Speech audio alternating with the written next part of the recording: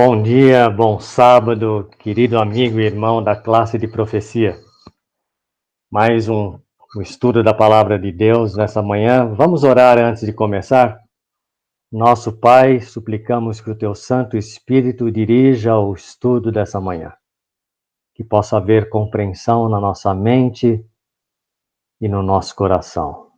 Abençoe a todos em nome de Jesus. Amém. Eu coloco o tema hoje, o que é o fogo consumidor na profecia. Irmãos, por que esse tema? Muito se fala hoje em dia do fogo do Espírito, se fala do fogo eterno, se fala inclusive do fogo do inferno, mas o que será que a Bíblia fala a respeito desse assunto e a Bíblia traz esse nome, o fogo consumidor? Para nós iniciarmos aqui, vamos ao livro do Apocalipse. No livro do Apocalipse nós encontramos a aplicação de um fogo consumidor. Apocalipse 21, o capítulo todo retrata a nova terra depois do milênio, a terra restaurada. Ali na nova terra, como será maravilhoso, e a própria Bíblia diz que nem olhos viram, nem ouvidos ouviram, que tem lá nessa nova terra, onde os salvos habitarão com Deus para toda a eternidade. Mas nesse mesmo capítulo, de Apocalipse 21, no verso 8, no último verso ali do capítulo, apresenta uma lista de pessoas com caráter que não entrarão na terra prometida, na nova terra, e inclusive serão exterminados por um fogo consumidor. Então vamos ler Apocalipse capítulo 21 e o verso 8. A Bíblia diz: mas quanto aos covardes, e aos incrédulos, e aos abomináveis, e aos assassinos, pesado esse texto, e aos que se prostituem, e aos feiticeiros, e aos idólatras, e a todos os mentirosos, a sua parte será no lago que arde com fogo e enxofre, que é a segunda morte.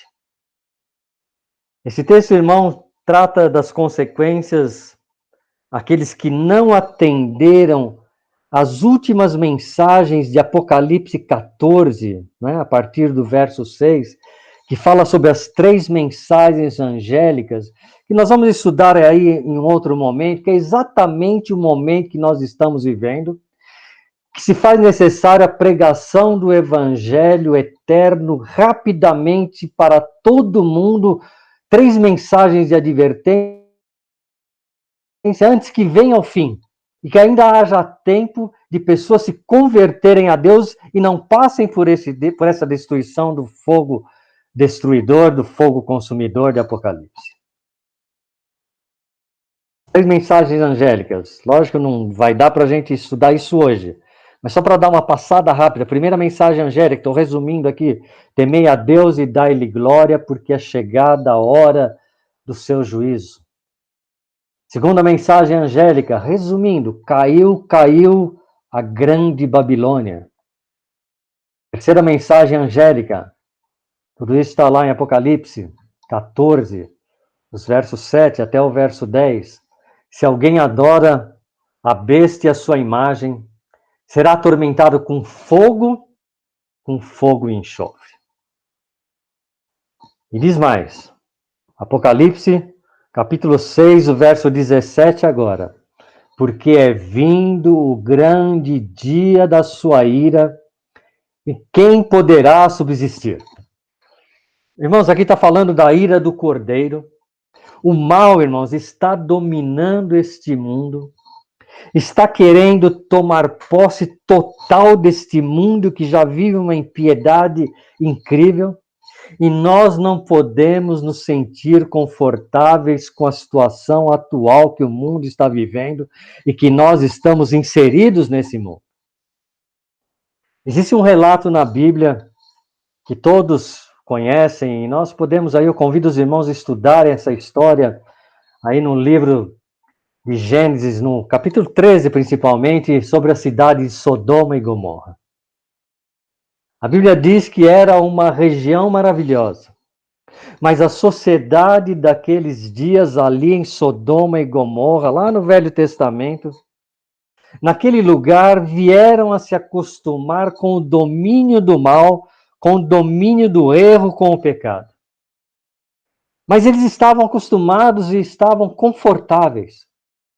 Eu fico imaginando que havia muita beleza naquele lugar, porque a terra era, de certa forma, nova, não é? O mal não deveria ter se espalhado tanto, não havia contaminado a terra propriamente dita, mas sim o coração das pessoas. Irmãos, esse relato da Bíblia aponta muito profeticamente para os dias que nós estamos vivendo. E traz ali o texto bíblico, em Gênesis, melhor dizendo, capítulo 13, verso 10.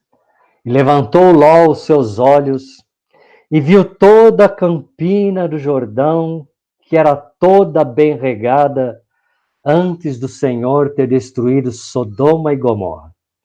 A Bíblia relata essa história, né?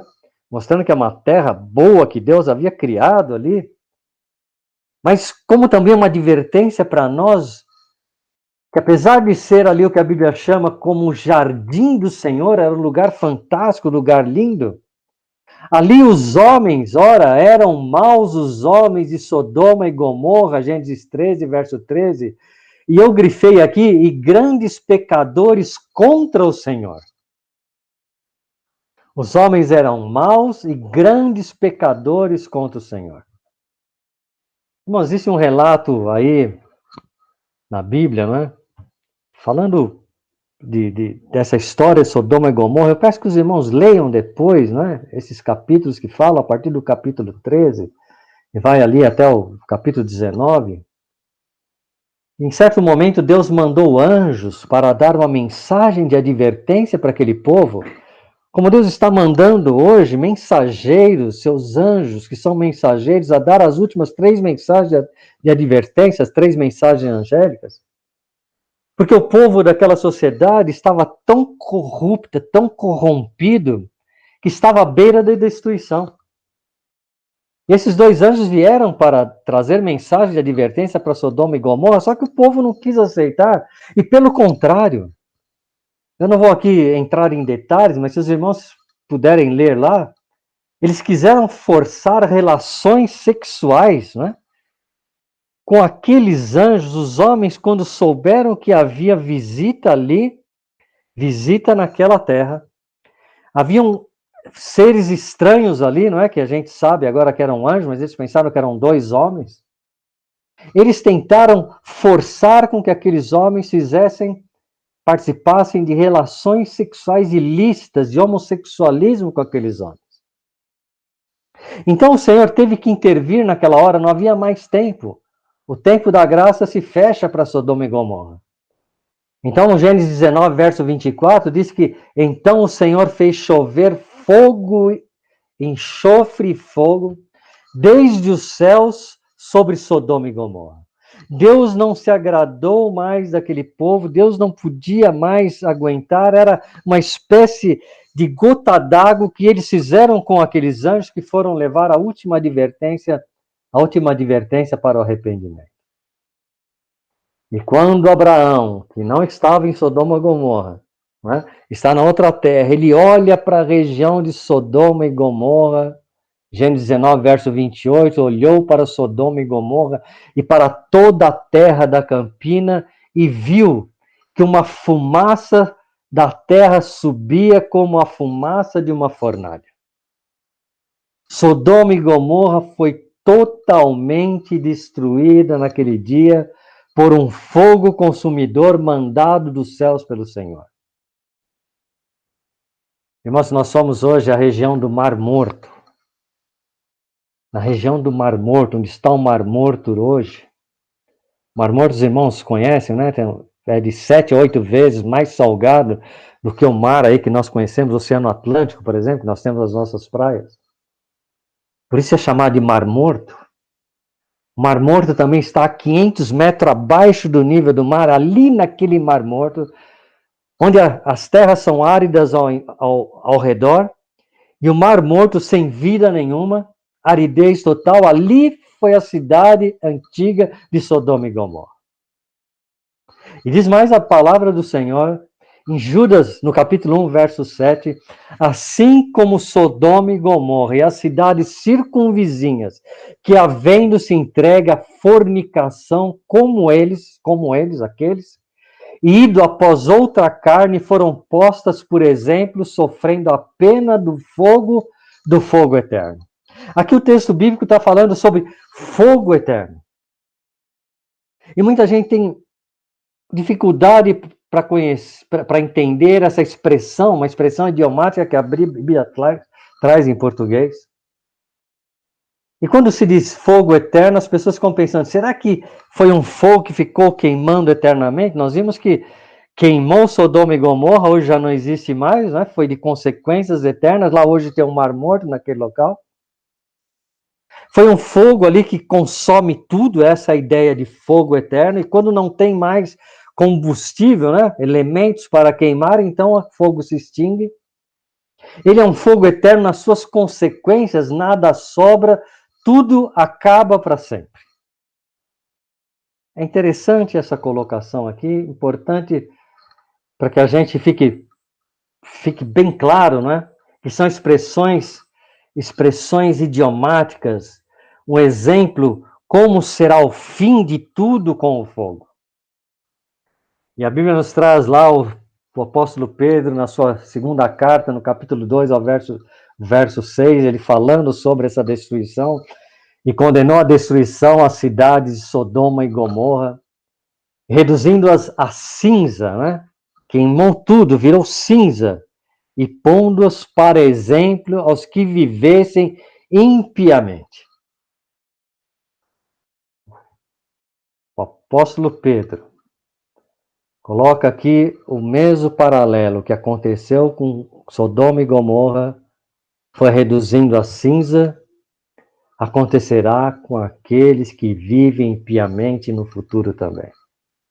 Um fogo eterno, de resultados eternos, apaga quando se reduz a cinza. Mas existe uma outra coisa que eu quero deixar aqui você com uma dúvida boa, vamos dizer assim. Mas esse fogo, na realidade, de onde ele vem, nunca se apaga. Vamos estudar isso, vamos entender isso hoje de manhã. Fogo em que tudo ali em Sodoma e Gomorra virou cinza. Lá em Deuteronômio, capítulo 4, verso 23, agora eu vou usar aqui vários textos bíblicos para que a própria Bíblia explique essa ideia para a gente hoje, desse fogo eterno, de onde vem esse fogo, quanto durará esse fogo, as consequências são eternas, mas o fogo de onde vem também é eterno. Vamos ler aí. Guardai-vos e não vos esqueçais da aliança do Senhor, o vosso Deus, que tem feito convosco. E não façais para vós escultura alguma, imagem de alguma coisa, que o Senhor vosso Deus os proibiu. A Bíblia fala, irmãos, também de um fogo que existe de eternidade a eternidade, nunca se apaga. Talvez ficou um pouquinho confuso agora, né? Mas nós vamos ver aqui, vai esclarecendo nos versos, Deuteronômio 4, 24, diz, porque o Senhor, o teu Deus, é fogo consumidor. Aqui o que a Bíblia está dizendo é que Deus é fogo consumidor, e esse fogo consumidor é lançado sobre aqueles que desonram a Deus, que pecam contra Deus. O autor de Hebreus, lá no capítulo 12, verso 28, diz assim, por isso, tendo recebido um reino que não pode ser abalado, retenhamos a graça pela qual sirvamos a Deus agradavelmente com reverência e temor, porque o nosso Deus é um fogo consumidor, Hebreus 12, 29. A Bíblia diz, irmãos, que Deus é um fogo consumidor. Eu faço uma pergunta, desde quando Deus existe? A resposta é clara, né? Desde a eternidade, ele sempre existiu, sempre existirá. E a Bíblia diz que esse Deus que sempre existiu de eternidade a eternidade é fogo consumidor. Deus é um fogo eterno, mas Deus também é amor. E como Deus pode ser fogo se ele é amor, que vem para destruir? O que Deus destrói, irmãos? Deus é fogo consumidor diante do pecado.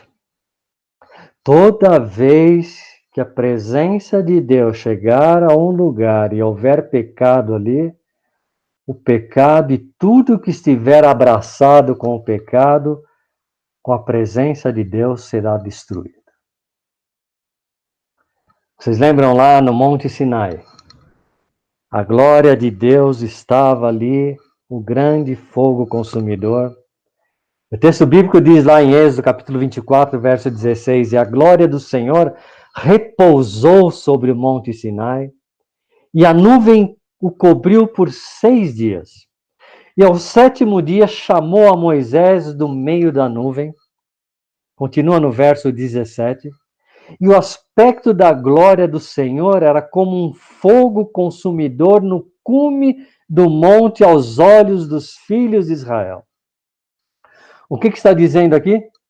O fogo consumidor era a própria presença de Deus, a glória de Deus manifestada ali. Vocês se lembram do texto bíblico que fala que existia uma sarça, não é? Um arbusto, que tinha fogo, mas ele não se consumia? A presença de Deus era a glória de Deus que estava ali em cima daquela sarça, que ardia e não se consumia. Por que não se consumia? Porque não havia pecado ali, Deus havia limpado aquele local para descer com a sua glória. Por isso que Deus diz para Moisés, Moisés sobe aqui no monte, e quando Moisés chega, Moisés para, se agacha com aquele brilho intenso do fogo de Deus, da glória de Deus. E Deus diz assim para Moisés, tira as sandálias porque você está pisando em lugar santo. Irmãos, Deus é fogo na sua glória, a glória de Deus é um fogo que consome o pecado. Jesus, quando veio a este mundo, o Deus encarnado, cobriu a sua glória, velou a sua glória com o corpo humano para salvar e não destruir essa humanidade ainda pecadora. Porque se ele viesse na sua glória, todos seriam destruídos. E por isso que lá em São Lucas, no capítulo 12, no verso 49, o próprio Senhor disse, eu vim lançar fogo sobre a terra. E o Espírito Santo, quando veio também no Pentecostes, a Bíblia diz que foram vistas por eles línguas como de fogo, as quais pousaram sobre cada um deles, Atos capítulo 2, verso 3. E é por isso que o salmista disse lá em Salmos capítulo 37, verso 20, mas os ímpios perecerão e os inimigos do Senhor desaparecerão e em fumaça se desfarão, porque quando o Senhor se manifestar, os inimigos não aguentarão a glória de Deus, o fogo, o brilho intenso que sai do poder de Deus, da glória de Deus. A manifestação de Deus diante dos ímpios, diante do mal, traz a destruição total pelo fogo. João Batista, quando estava falando sobre Jesus, ele disse lá em São Mateus, capítulo 3, verso 12, João Batista anunciava a vinda de Cristo, né? O Messias vindouro. João Batista disse assim, ele traz a pá em sua mão e limpará a sua eira, juntando o seu trigo no celeiro, mas queimará a palha com fogo inextinguível. João Batista falando de Jesus, que Jesus traria um fogo inextinguível para aqueles separando, não é, o trigo da palha. O trigo seria guardado no celeiro do Senhor e a palha seria queimada com fogo inextinguível. No Velho Testamento, o profeta Malaquias, o mensageiro do Senhor, os profetas entendiam bem, né, os idiomatismos, as metáforas, eles não imaginavam que os pecadores queimariam por milhões de anos, mas queimariam diante da presença do Senhor. E diz lá em Malaquias capítulo 4, verso 1 a 3, porque eis que aquele dia vem ardendo como fornalha, todos os soberbos e todos os que cometem impiedade serão como a palha. Da mesma forma que disse ali João Batista. E o dia que está para vir os abrasará, diz o Senhor dos Exércitos, de sorte que lhes não deixará nem raiz nem ramo. Os perversos se farão cinza debaixo das plantas de vossos pés, naquele dia que estou preparando, diz o Senhor dos Exércitos. Irmãos, incrível, irmãos. Vários profetas falaram desse fogo. Ezequiel capítulo 28, verso 18 e verso 19, diz: pela multidão das tuas iniquidades, pela injustiça do teu comércio, profanaste os teus santuários. Eu, pois, fiz sair do meio de ti um fogo que te consumiu e te tornei em cinza sobre a terra, aos olhos de todos os que te veem. Essa era uma descrição final de Satanás que acontecerá com ele no fim do tempo, quando Deus manifestar a sua glória. Ezequiel, no verso 29, diz: todos os que te conhecem entre os povos estão espantados de ti.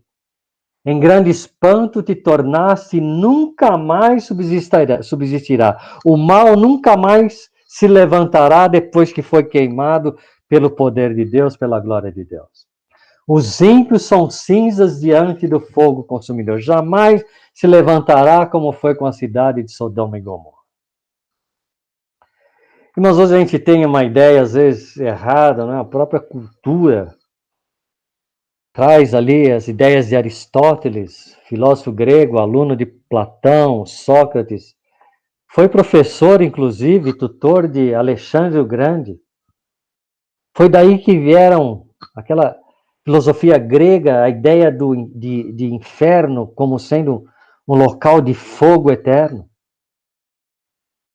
Tem também a ideia, né, de Dante Alighieri, trazendo aquela colocação de um inferno para os maus, de um local de purificação chamado purgatório e o local dos salvos, o paraíso.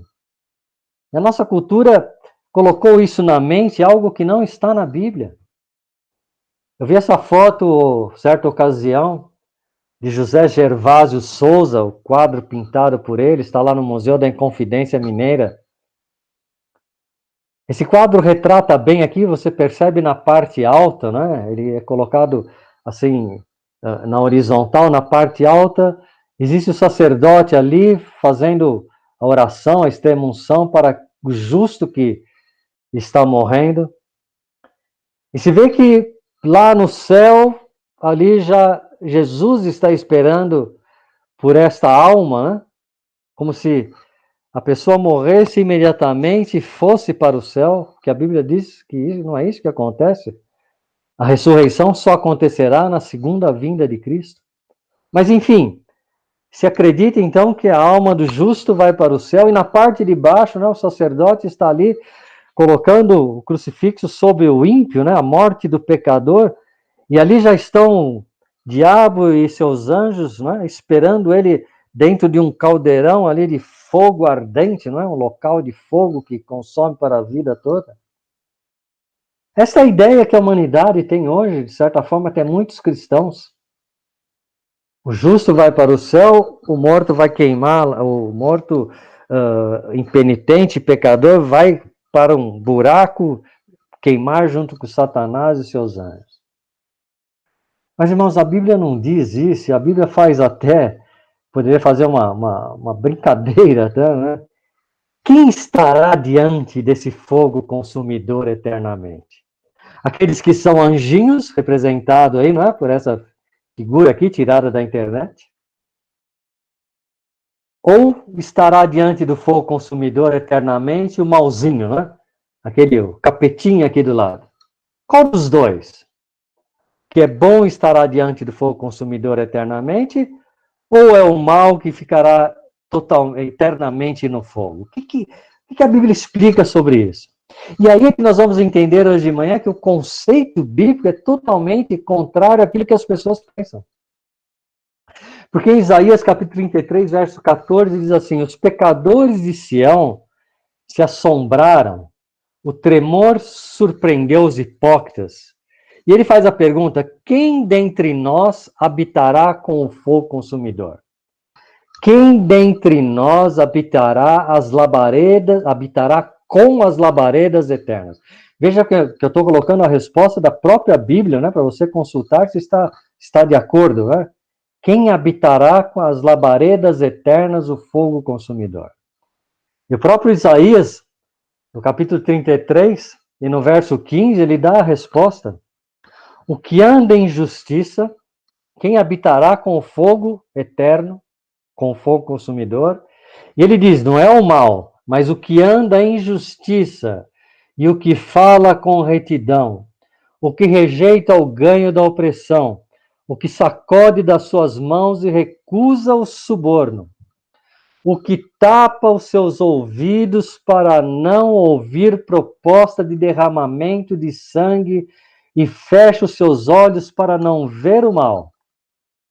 E continua ele: este habitará nas alturas, o seu pão lhe será dado, as suas águas lhe serão certas. E no verso 17 diz: os teus olhos verão o Rei na sua formosura. Irmãos, nós temos que dizer hoje de manhã o que a nossa Bíblia diz, é que os salvos passarão a eternidade diante do fogo. Porque Deus é o fogo eterno, é o fogo consumidor. Os salvos estarão diante da glória de Deus, e a glória de Deus será tão grande, o brilho tão grande, que a Bíblia diz que não precisará haver sol nem lua, porque ali não haverá mais noite. Aquele fogo de Deus, o brilho de Deus, iluminará toda a nova terra. Os salvos passarão a eternidade diante do fogo. E os ímpios morrerão pela glória de Deus. Irmãos, a advertência bíblica nessa manhã é que se queremos estar diante do fogo consumidor, que é a glória de Deus o Pai, não podemos estar mais abraçados com o pecado. Porque quando Jesus voltar em glória e majestade, aí tem esse quadro, né, que um pintor coloca aí, Jesus vindo nas nuvens do céu, com todos os seus anjos e a sua glória. Nesse momento, os ímpios não suportarão. E depois do milênio, quando o Senhor descer com toda a sua glória do céu, naquele outro momento que desce a cidade santa, os ímpios todos serão queimados eternamente, será um fogo de consequências eternas, onde não mais restará nem raiz, nem ramo, nem o mal, originador do mal, e nem os seguidores do mal. Por isso, irmãos, se queremos estar na presença de Jesus, na sua segunda vinda, devemos desatar o mal da nossa vida, porque senão, se estivermos abraçados com o mal, vamos ser queimados junto com o maligno. Porque a glória de Deus é o fogo consumidor que salva, liberta, mas também é justo e terá que destruir o mal, terá que fazer justiça para todos aqueles que merecem. Que Deus te abençoe, que Deus te guarde, que Deus faça resplandecer sobre ti a tua misericórdia e te dê a paz. Oremos, nosso Pai, e agradecemos mais uma vez pelo estudo da tua palavra nesta hora. Que os irmãos possam entender aqui, são momentos rápidos, precisaremos mais tempo para explicar. Não temos mais a nossa classe presencialmente para discutirmos e abrirmos perguntas. Mas que os irmãos que ainda têm alguma dúvida possam entrar em contato conosco através do WhatsApp da classe. E nós teremos o prazer de ajudar-te. Mas eu quero também provocar os irmãos a lerem, não é, essas passagens que nós colocamos aqui e formar a sua compreensão bíblica da realidade. E certamente o Espírito Santo vai nos levar a toda a verdade. E a verdade nos libertará. E estaremos para sempre com o Senhor na eternidade. O grande sol da justiça iluminará toda a terra. Para sempre, com toda a felicidade, é o meu desejo para você, meu querido irmão, seus familiares e amigos, em nome de Jesus. Amém, Senhor. Amém.